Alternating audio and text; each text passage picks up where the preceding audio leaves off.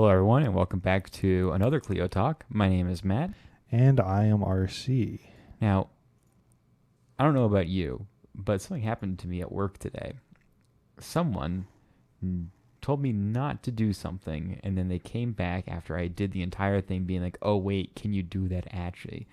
And I have never been more infuriated at what an absolute waste of time that was. I could have gotten that done when I was doing the entire workup that they needed me to do, and they went like, "Oh, can you actually do that actually like now?" And it's like, I could have done it when I was working on it, They just but waited until the last second, and then we're no, like, no, no, action. they waited until I gave it to them. It was like, "Oh, can you do that actually?" And I was like, "I have the email saying no, I don't need to do that." Are they in charge of you? No, Oh, well, then just tell them, sorry. It's I, done. I literally I didn't even send the email. I just did like the snip tool, and I just snipped what their email said. I was like, well, I didn't do it because this, You really did? and then I sent that and saying like, hey, I mean, I didn't do this because you said this here in this email with the exact line from their email, which says, no, you don't have to do that. Yeah, that's cold-blooded. Yeah, I don't I've just had it. I had enough with that one person, and they can figure it out because I don't want to do that, because I could have done it all the way in the beginning when I started this like a week ago, and they Yeah. decided like not even like a day after I gave it to them. I feel like we start every episode with just complaining about work in some way. Yeah, I always have some work rant. And I I've guess. decided to switch that up, because instead of complaining about work today, I'm going to complain about Amazon. Because I ordered, so we have a snake, me and my fiance, right? She's cute. We finally had the money to get her like an actual enclosure, because we had a tub for a while because we had an apartment, and the tub was a lot easier to just slide under the bed if they were like suspicious, because we're not supposed to have a snake. So we're like, okay, we got this enclosure now. We got a ceramic heat emitter that doesn't emit light, but it emits heat. And then it's like, okay, that wasn't good enough. It's not generating enough heat. So we decided just to get a 100-watt regular heat bulb, but just get a timer or whatever. Who cares? I decided, well, okay, I've already bought from my local pet store. I can get a 3-pack of these bulbs for a pretty good price on Amazon. Instead of spending, say, 15 at the local pet store, I can spend 24 and get 3 of them. After you already bought a couple $100 enclosure. Yeah, I spent the bulk of the money at the local pet store, and I was like, okay, I'm just going to, this is a better wholesale price from the manufacturer through Amazon. So I order it. First off, it gets delayed. It's like, I order it like Monday or Sunday. It's going to get there like Tuesday because of the holiday, Juneteenth, but that's not a problem. And then it gets delayed till today. And it's like, okay, that's great, because I do need this, because, my snake needs some heat. Boo, Industrial Society screwed you over. You had to wait an extra day for light bulbs. Normally I wouldn't care. It's just I do need it for the snake. So it is kind of one of those things where it's like I do need the heat for her. It's like, it is the one time I've actually ordered something with like some form of urgency, where I probably would have paid for the next day shipping if I didn't get it for free on this particular product through Amazon Prime. But they finally get here today, and they sent them in a bag instead of in a box. So they are all shattered. Like completely, like it sounds like a maraca. It's just like crinkling glass. So I got to deal with the Amazon return thing, where now they're going to send me a replacement. You also had to go to the UPS store to return a bag full of broken glass. Yes, and the UPS people were very nice. They were like, yeah, I can see the bag. That's why you're returning it. It's like, yeah. But now, are they going to send the next one in a box? Probably not. Are you going to be stuck in an endless cycle of having either enough Amazon credit to buy exactly that like 3-pack of bulbs, or are you going to be stuck in the endless cycle of just returning broken light bulbs and they keep on breaking them? I'm going to go through Amazon's entire inventory of these bulbs, just break all of them. Because look, they would give me either Amazon credit or like return for free, replace for free, and it's like, okay, the Amazon credit, I spent that money on bulbs because I need bulbs. Amazon credit doesn't help me because I need the bulbs, so I'm going to order the product I just ordered, So the replacement makes more sense, but I need them to just issue me a general refund, but they wouldn't do that. So I can just go to my reputable local pet store and actually buy the product and get it functional, which I should have done for the first place.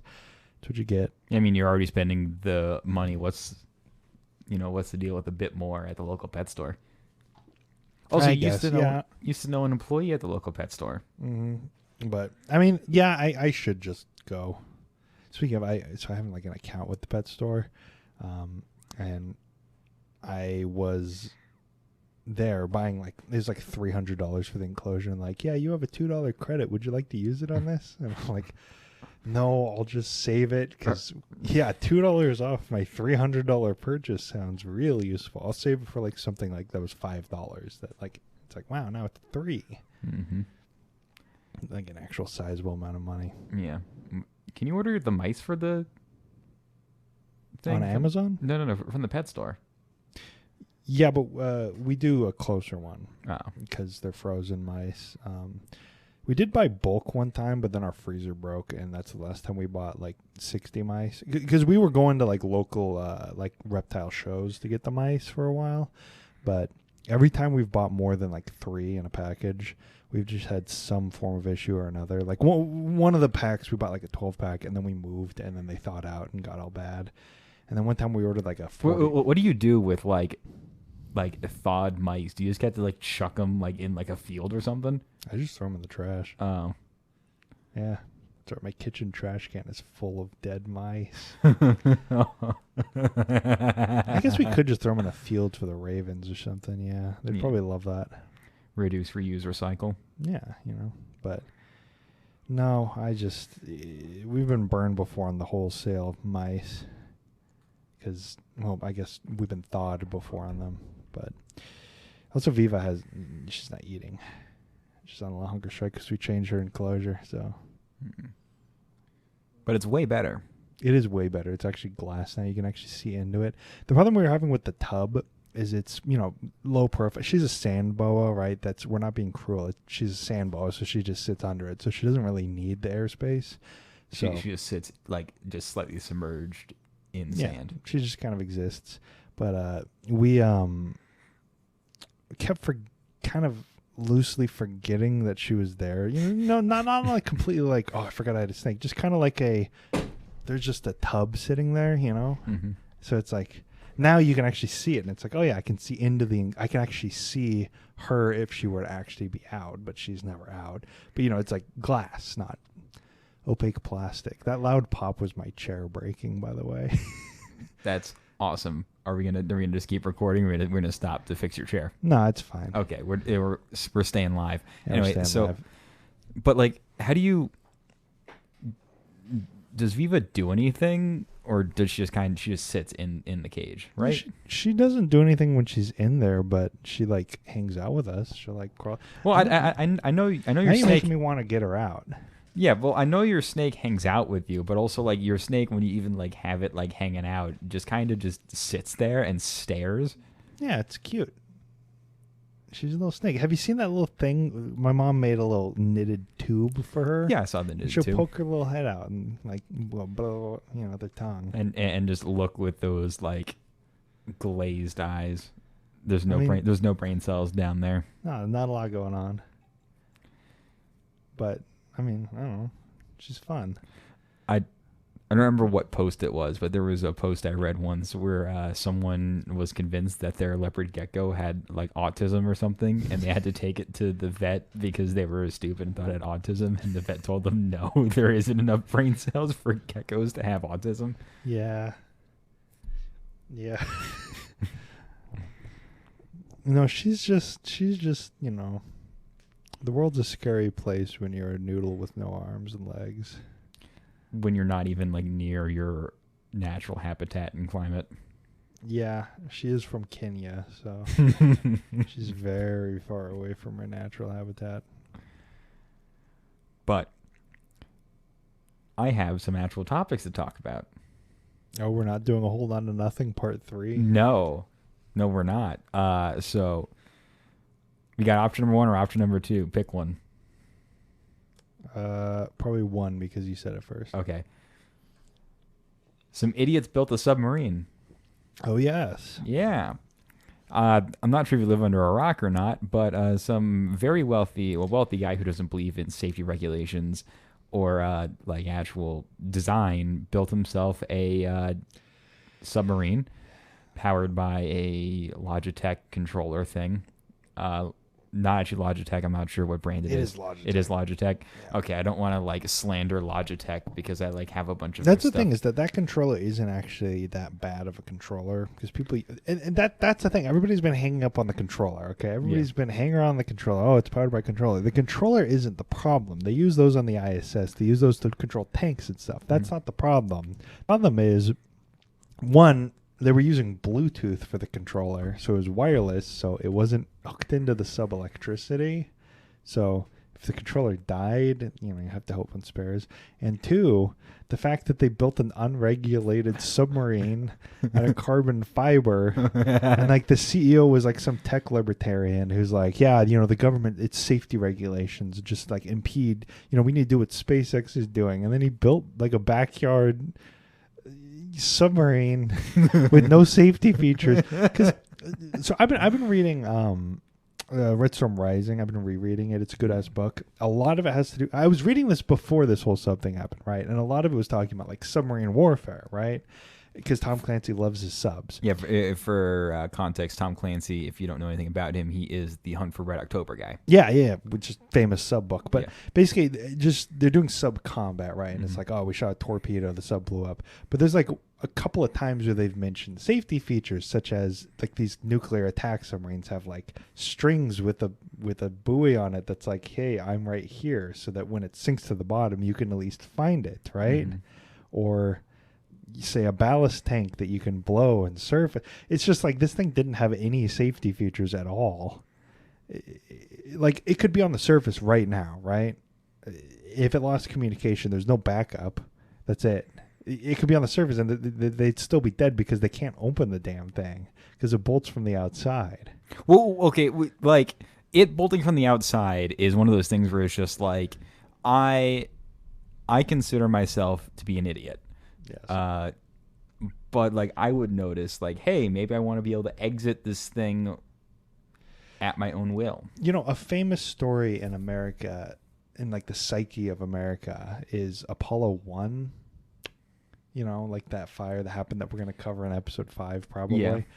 Where the astronauts died because they couldn't open the hatch because it was sealed with bolts. So they fixed the design by making it openable from the inside. And they're also... And you would think not one person during the designing of the submarine thought, hey, if this thing is on the ship, we've sealed them inside, and say somebody, like a short circuit, there's a fire inside. These guys can't get out like quickly. Like there's no way for them to get out when on the surface. Like not what, because they basically recreated like Apollo 1 in this thing.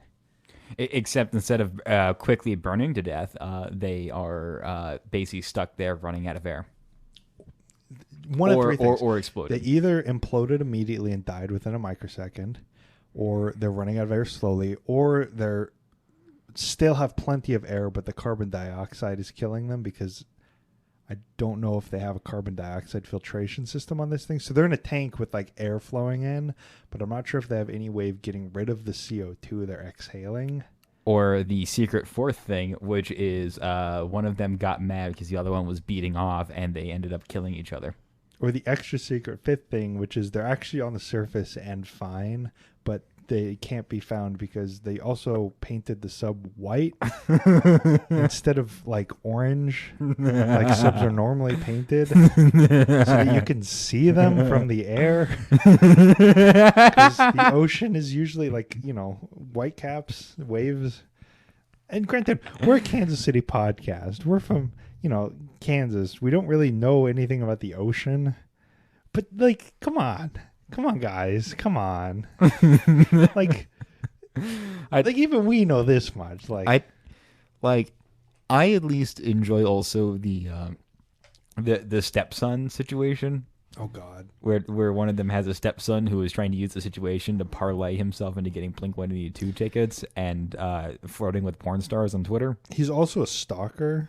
Oh Did you my know god! that? No, I didn't know Some that. lady on Twitter is like, "Oh yeah, he's the guy I testified against in court. I didn't know his stepdad was a billionaire, but yeah, he's been stalking me. I've never met him before in my life. I was in court against him because he was in jail, and they apparently just let him out of jail without telling her. That could be a lie. I don't know, but that I just saw that. It's like, what is he like Hunter Biden or something? Like, what the hell is going on? Why is his dad on the submarine? It's like also naming your company Ocean Gate.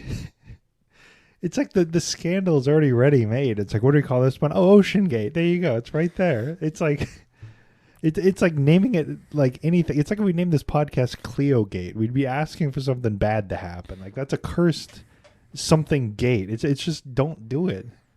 This is Titanic Gate. Yeah, I mean, honestly, it's just like also reading. I mean, all of this is from Twitter, so it take it with a grain of salt. But reading that you could like hire the people that did James Cameron's going down and exploring for like way cheaper anyway. But these guys decided not to do that and instead trust the guy who built like basically a backyard kit car submarine.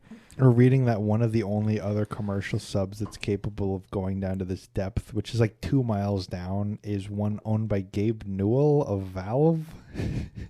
Where he bought it for $26 million. So like the billionaires could have just bought their own sub that was a real sub for a lot less money, and they probably wouldn't be dead right now.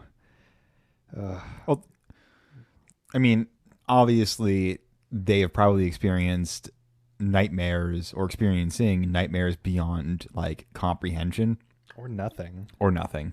Or they just died immediately. I mean, that's the thing. Is it's just like it'd be so quick.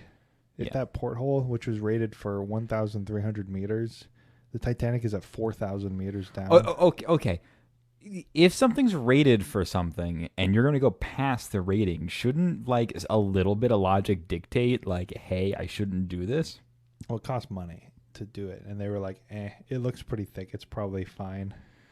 The window that is in front of the toilet, so if somebody's taking it, could you imagine being the one, and this is like a bit morbid, right? Like people could have died. People probably died. You know, it's like we're making light, but this is like tragic, I guess. But could you imagine being the one on the toilet as like the window starts to crack? You're just like, why would you put the toilet? I mean, at least you have like a convenient place for it to come out when you saw the crack. But like, why would you not put it in the back? And have the like back is where the monitors are. But they have one tiny porthole and then a bunch of cameras, right? Why would you not have the porthole at least in an area that everyone could like take turns looking at the porthole if you're going to go down to the Titanic? Also, that's probably really dark. Do they have enough lights to light up the Titanic? No idea. I mean, they have to. I mean, it's like the whole business, right? You think that the one thing they would have thought through is actually viewing the Titanic. Also, if you want to view the Titanic, or at least like a ship in general, like I think some of the sister ships of the Titanic still kind of exist around. I think the Olympia is still around. Yeah. So you can either like use your money to go look at the Olympia, which is basically going to be almost exactly the same, or you can just go to Branson, Missouri, where I was going to say they got the one in Branson. Yeah.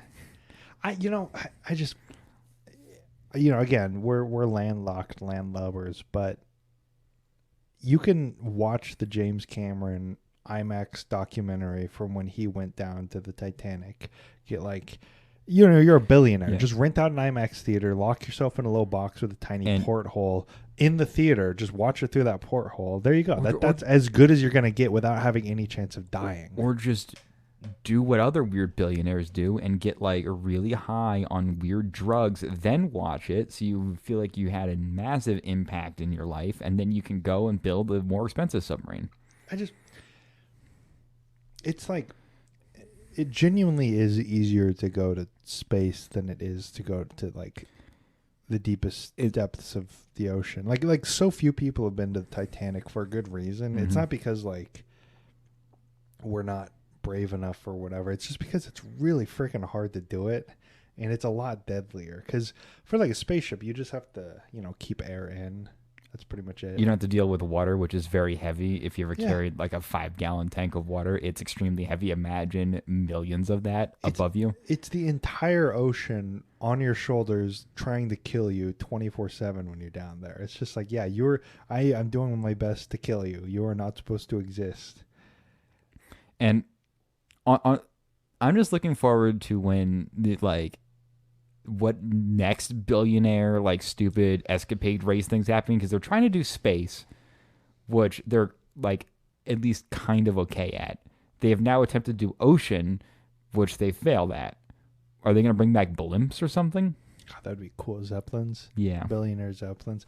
I'm still thinking we need to bring back the train race, right? Just like, hey, no one's, random billionaire no one's ever heard of.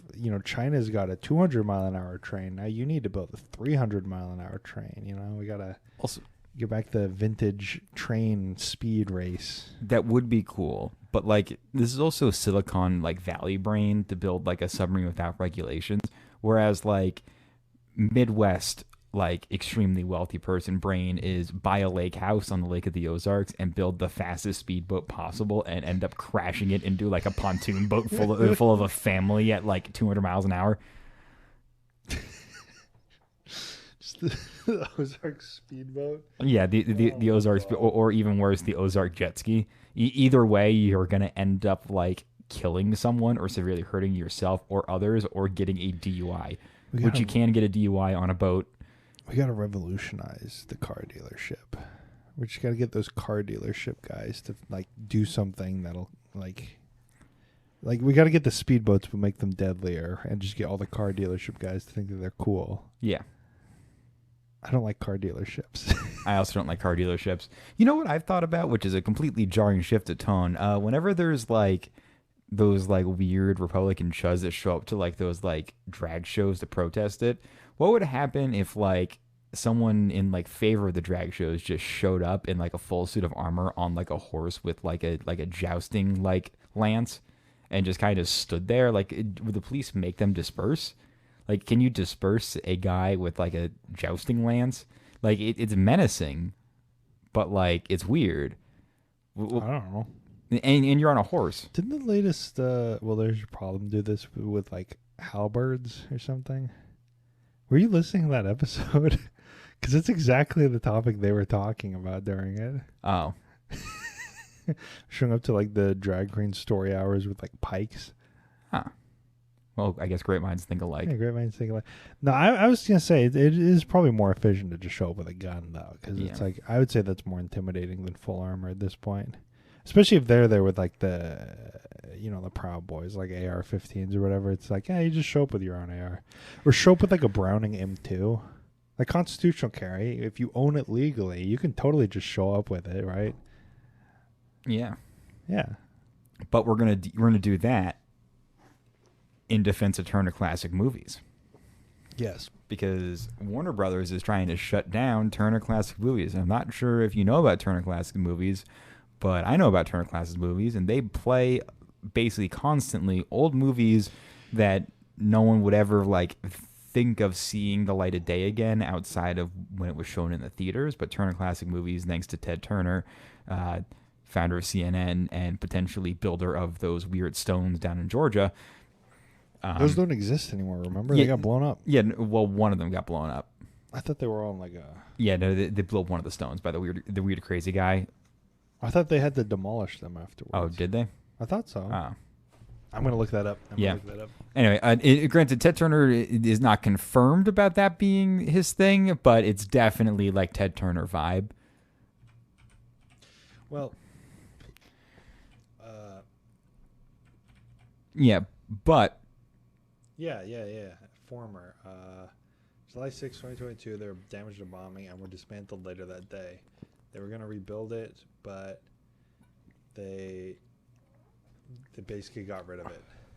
Yeah, they got blown up, and they demolished them because they blew up one, and then the rest of them, it's like a tripod or whatever. Mm. Well, anyway, so Turner Classic Movies, basically TCM, basically played a bunch of old movies, and it was one of my, it was my dad's basically favorite TV channel, because all he watches is old vintage movies that are way past, like, even before he was born. Also a big Western guy. Also an Andy Griffith guy. I'm not sure if anyone's ever watched it. Apparently I wrote the Georgia Guidestones. RC. Oops. But there is I like Andy Griffith. yeah, it is an interesting show. It is a product of its time. Very much so. Yeah. A lot of the situations, and if you are not ready to experience like white Americans' understandings of the late 50s, the Andy Griffith Show is definitely going to be a culture shock to you. Yeah. But preserving old media, I think, is extremely crucial, and we're seeing it where it's just like, there's that show Inside Job from Netflix where it got one season and now you just can't even find it. Or Space Ghost Coast to Coast, the show that created Adult Swim. You now cannot legally watch it anywhere unless you own a DVD copy of it. They removed it off HBO Max, Max. They removed it off that. Which, again, why would you make a streaming service with one of the most recognizable television producers of all time? Sopranos, Band of Brothers, Pacific, From the Earth to the Moon, all that stuff. Game of Thrones, and then just get rid of it. Max. Why would I want to watch Max? HBO Max. Ooh, that's a name I recognize. That's stuff I would watch. But that's all Warner Brothers. They don't know what they're doing. Sorry, I tangent. Yeah, no, but it's just there's a death of physical media, and I know that we've had this conversation off microphone about the nostalgia of owning the movie and at least popping in a VHS cassette, because VHS was one of those things where it went from the world of you're unable to watch a movie outside of the movie theater, basically, or if it was on TV. You gotta get a Betamax. Betamax. Or no, I'm thinking Laserdisc. Laserdisc. But VCR, VHS tapes were able to basically, thanks to porn and VHS being cheaper, basically was allowing people to have movies in their house. Yeah. And it was honestly impressive because I remember this is an anecdote that I'm stealing from my dad, who was telling me when he was, in his teens and 20s, popular movies of the time basically played for months on end. But once they were out of the theater, that was it. Yeah. That was it. Yeah. So that is why RC and I have been discussing on building a Plex server. If anyone knows anything about that and have any ways of helping us with any advice, if you've done it before, you can email us at cleohistorypodcast@gmail.com or DM us on Twitter at cleohistory. We're going to work on building ourselves our own archive. I'm just saying our personal plans on the podcast. Yeah. But yeah, and I suggest you guys do it too, or start building up. It's so important to actually own things, right? Don't just. I know it's convenient to just stream stuff, but these companies could go out of business. They could, if Netflix were to ever go out of business, which they're looking like they might at some point. All those House of Cards, all those TV shows. You think that anybody's gonna? I mean, they're just gonna go. What was it, Quibi, right? Those shows just don't exist anymore unless you happen to have downloaded them. There's no, unless they happen to get a DVD release, there's nothing saying that they have to provide them. They don't have to throw them on the Internet Archive or YouTube or anything. They're just well, it's going to save us money to just to light the 35 millimeter things on fire rather than keep them. Yeah. And your parents and grandparents or older siblings or whatever who have massive DVD or Blu-ray or even, God forbid, VHS collections are right. And honestly, if you're thinking what we're thinking now after hearing this kind of stuff and seeing the news of digital media basically hemorrhaging its assets in that way, I would run out and get yourself one of those VHS digitizers and DVD digitizers and, building your own mini Netflix on a server. Because it's not even about necessarily just the preservation of media. It's also just about preserving how things were at the time, right? Yeah. So I was reading that because the French Connection, right? I've never seen it, but apparently it's a movie that's famous or whatever. Mm-hmm. Disney owns it now, or owned it always. I don't know if it's part of the Fox thing, but they edited it, right, to change one line where one of the characters said the N-word because, well, it's offensive. But at the time, that was big because at the time when the movie came out, cops had always been Andy Griffith. And they Yeah. were finally showing a cop being outwardly racist in a major motion picture. So it was kind of, nowadays it's like, well, okay, we have different opinions than we did when that movie came out, but it's like, well, that is a cultural landmark in cinema where it's showing people, this guy who's the main character, the good guy, right, is also really racist. And it's like, yeah, your main character guy aren't necessarily good. But then they're just like, Disney's like, well, we're going to remove that because, it's offensive. And it's like, come on, guys, like, you can't pretend like things were always how they are now, right?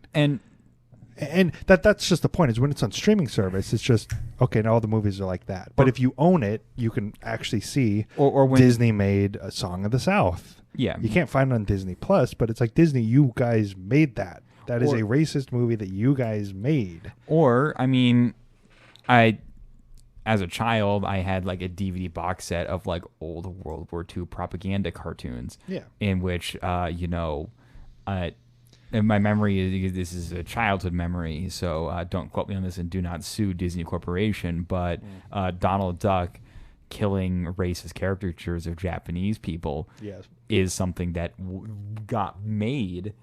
And I mean, although it was important at the time, Disney will probably never acknowledge that, and at least consume media with an ounce of like cultural literacy that like, hey, we're not going to make that today, but that was a product of its time. And that's why whenever I see those like, warnings at the beginning of a show being like, hey, this is a product of its time, that makes sense. Unless it was egregiously racist.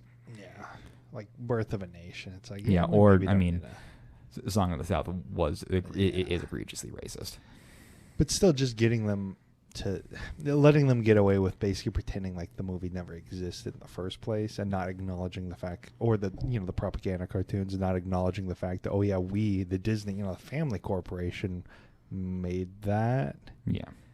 Like, I don't know. It's kind of like letting Hugo Boss get away with not acknowledging that, oh yeah, in the 40s we may have, made some choice decisions on who we're giving uniforms to.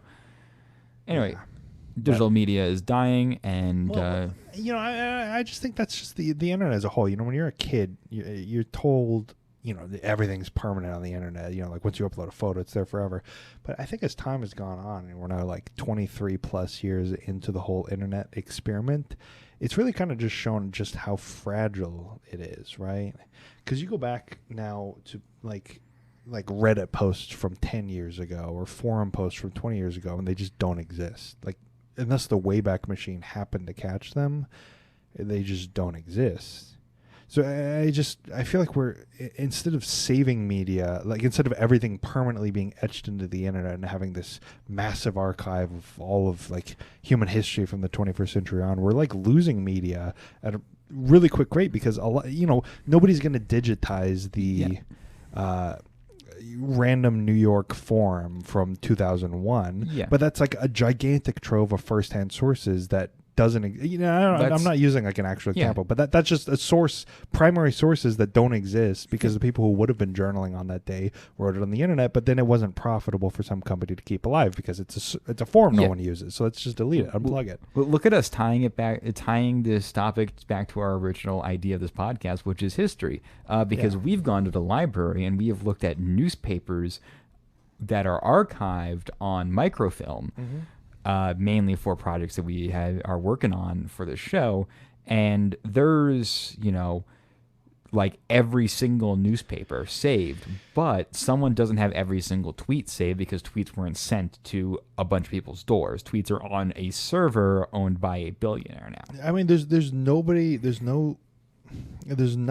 making sure that somebody's not going to turn off Facebook and delete all of the posts and everything that's ever happened on Facebook because it would save them money to do so, because it would be a tax break, right? There's nothing preserving anything that's up there, right? Like this podcast. If Acast tomorrow decided we don't feel like running anymore, we're going to delete everything. That's it. I mean, that's where everything is hosted, right? And if we weren't around, say 30 years from now, if we're not around, that our podcast just doesn't exist anymore because Acast, the company, decided not to host it anymore, right? Yeah. That's just the point. Is we're relying everything on Acast and YouTube just existing forever. Yeah, or someone finding your computer and looking at and finding all the raw files, but that would require them finding your computer, breaking into it. Yeah, and then, yeah. I mean, yeah, it's just, I don't know. I'm starting to get kind of... the internet is great for a lot of things, but it's just like, it's very impermeable and it's very reliant on things running for a long time, right? Because all those forums from like when I was a kid and stuff, like they're all just very fragile, you know. If a company goes out of business, it's like, oop, it's gone.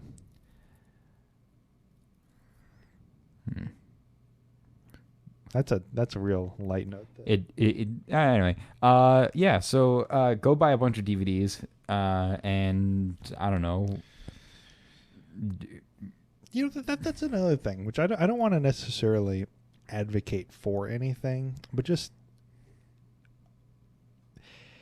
I feel like Chromebooks, Apple, all that is kind of making the kids, Zoomers, whatever, more media illiterate than. And I know that's kind of a back in my day kind of thing, but it just is. The easier iPhones and all that have gotten to use, the less you have needed to know how to do things like, say, run a torrent, pirate things or whatever. Not that we would ever do that. Not that we're doing that, but I'm just saying, like, that kind of knowledge that most people would have known, even like installing mods on Minecraft, right? Mm-hmm. You're playing Minecraft on your iPhone, your iPad growing up as like a child, and then you hear about modded Minecraft. Well, your Apple won't let you do that. Your Apple computer that you use for school, so you haven't learned how to do that, and you're not going to touch a PC because you're fully in the Apple infrastructure, so you just don't know how to do it. It's just like,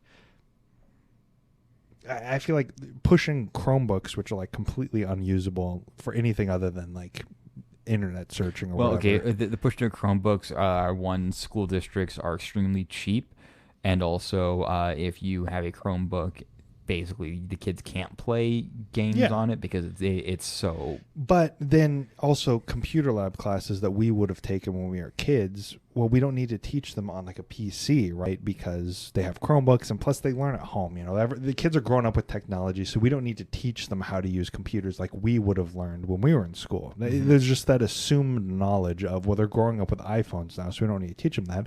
But they're growing up with iPhones, not with PCs for the most part, and consoles, not with PCs. So it's just, I feel like there's a lot of computational illiteracy in and again, this could very well just be me going like, back in my day, like yelling at clouds, but I that does worry me a little bit, where it's good to have a computer that you can mess around with and break. Like, I think that's a good thing. I don't think we need to put the bubble wrap completely on computers, and that is partially a subtweet at like piracy, like just in general as a form of media preservation, because Quibi, the only way for you to currently watch any Quibi show, the company does not exist anymore. It's that little quick bite, like TV streaming service, is to pirate it. Is for somebody to have stolen it from Quibi. That is the only way to watch any of those shows that they produce, because they will not sell them to you. The company that owned them and produced them does not exist anymore. So the only way to get them is illegally. That's it. You either get them illegally or you don't get them at all. There's no way to legally watch those shows. And that's what I'm saying, is that's kind of messed up, right? There's no library for Quibi. You can't go, there's no DVD library at the local library that you can get those shows from. They just don't exist anymore. They're completely gone unless somebody happened to have stolen them. And that's kind of my broader point, is I'm not advocating for piracy, but I'm just saying, do piracy. I'm just saying the fact that is the only way to watch a lot of media is not something we should be working towards as a society. Yes. But when your local favorite YouTuber does an ad for a VPN, maybe think about that. And then there's this cool thing called Tor that you should look into. And the thing is called Onion Links. But those can be used for completely legal purposes and are not used for anything nefarious at all. We do not advocate anything nefarious at all on this podcast, but make sure you have a VPN. Yes. There we go. Anyway. What are we at? 40 minutes. 40 minutes? Oh, hey, that's a solid Clio talk. That's a solid Clio talk. This is the longest one in like 2 weeks. Yeah. All right. This has been Clio Talk. I've been Matt. And I have been RC. And you can go ahead and follow us on Twitter at Clio History. You can email us at cliohistorypodcast@gmail.com. I swear to God, we are going to write the next Space Shuttle episode. And this has been a fun time. Thank you. Bye. Bye.